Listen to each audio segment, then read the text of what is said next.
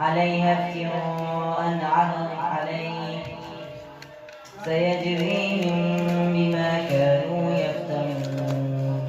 وقالوا ما في بطون هذه الأنعام خالصة لذكورنا ومحرم على أزواجنا وإن يكن ميتة فهم فيه شركاء سيجزيهم وصفهم إنه حكيم عليم.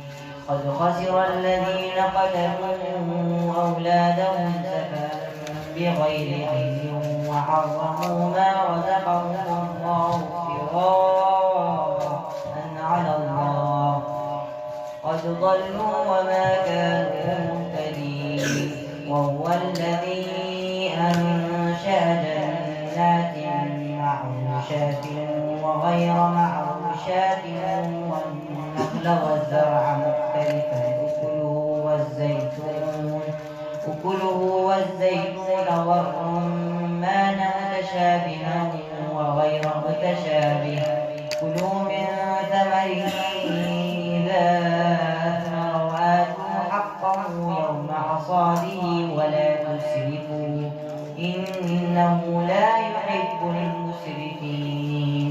ومن الأنعام حمولة وفرشا